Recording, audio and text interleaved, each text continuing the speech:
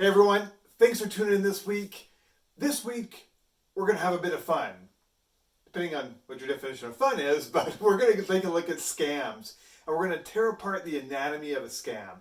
My name's Eddie Phillips. I'm the cybersecurity evangelist with Shield Networks, and I don't know if you heard about it or saw it, but there was a huge scam that ran on Twitter just a couple of days ago where the accounts of these people weren't compromised, but actually someone at Twitter fell for a scam in order to give access away to a malicious person, and then they in turn published a scam under some very high profile accounts. People like Elon Musk, Bill Gates, Apple, Joe Biden I think was in there, as well as a list of other ones. And it was interesting to see the type of scam and the impact it had on people. Anyway, stick around. We're going to talk about scams.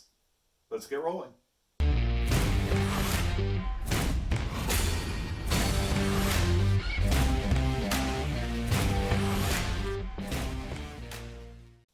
All right, we started talking about the Twitter scam, so let's keep talking about that. So we're going to look at it right here, and it's interesting to see, once you pull it apart, it becomes very, very obvious. But there are some really interesting qualities about this Twitter scam that are prevalent in so many other electronic scams. And it doesn't have to be Twitter. It doesn't have to be email. It can be a text. It can be a variety. It can be a phone call. It can be a variety of different mediums. But let's focus on this Twitter item. And first of all, look at it. It's basically what it is, to summarize, is it's an opportunity for someone to give Bitcoin to this celebrity or this company, and in turn they were going to give you double back. It was their giving back to the community, some of them said. So what's wrong with these? How did so many people fall for them? And how do you watch out for them in the future? And looking back, hindsight's 2020, but in the heat of the moment, if you happen to follow one of these people and it shows up and you have a limited amount of time, I think it was 30 minutes they gave you in order to go through this, you might have thought you hit the jackpot. But that's one of the key items that you see in a lot of scams, and that's urgency. So giving that limited amount of time, people engage with that, and when there's urgency on the line, people put away the logical side of their brain and the emotional engages, right? In this case, it was positive reinforcement. I'm going to get rewarded if I hurry up and do this. So urgency. A lot of the email scams we see are actually have a negative reinforcement, or there's consequences if you don't hurry up and do something. Things like you're going to lose data, or you're going to lose access, or you're going to lose a service of some sort if you don't hurry up and do something, some sort of a consequence. So that's the first thing, urgency. Urgency is such a key fundamental to so many scams.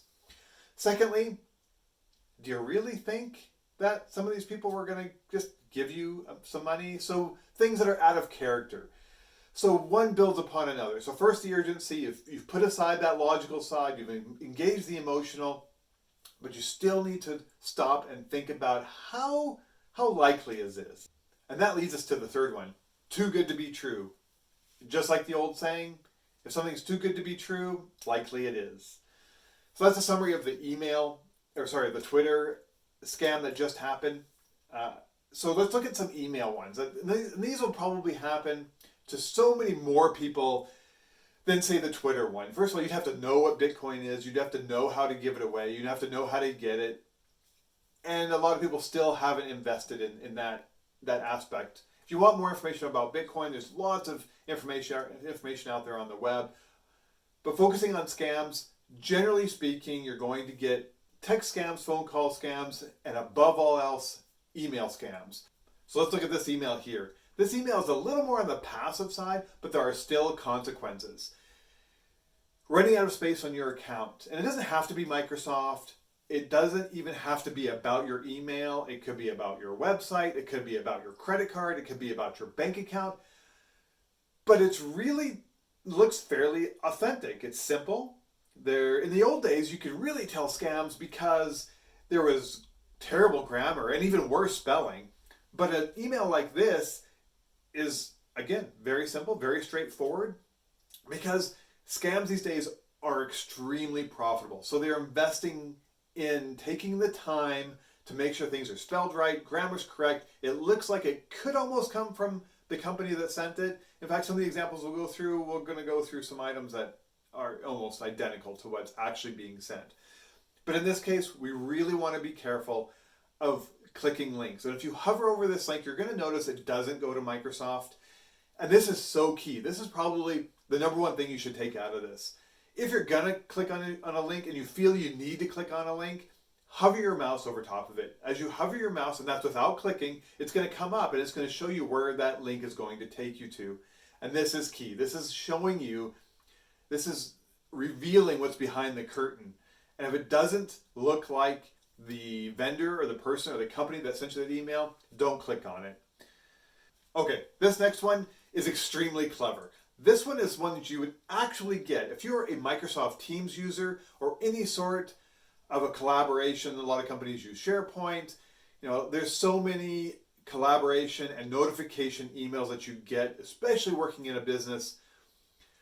And it's just too easy to mimic those and use them for malicious purposes. So this one here, I've put my name in here, but it would be so easy for anyone to go into, say, LinkedIn, social media, or anybody. If you just Google yourself, see who you're associated with, and swap in someone's name that you're familiar with. So for example, if my staff were to receive this email, it could be legitimate. I mean, in fact, if you're not logged into Teams, you're going to get an email very similar to this when you put something into the communication. It's going to notify you. And again, it doesn't have to be Teams. It could be any other sort of service that notifies you when some event happens in the background.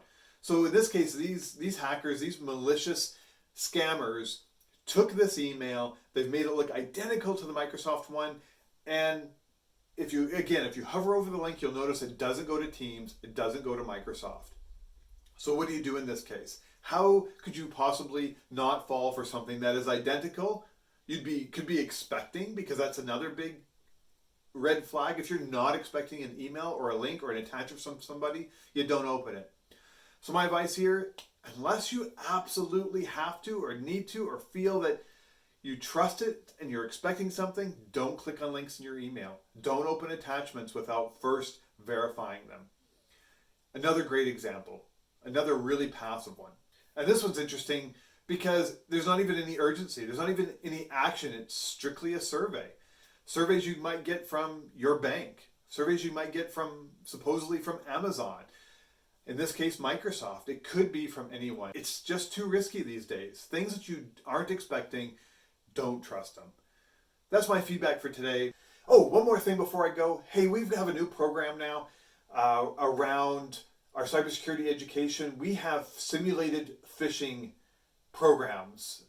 So basically what happens, if you're a company and you feel you might be concerned about your staff and the level of awareness, and you'd like to test them before they get hit by an actual scam, let us know. On the other hand, if you're a business owner or a manager and you think you can't be scammed, if you think that your staff are immune to this, prove it. Reach out to me at the link below. Check out our phishing simulation, because what we do is do the phishing simulation. It leads into customized cybersecurity awareness training, and we'll do the best we can to help your staff be immune to these kind of scams. You guys have a great week. We'll talk to you soon.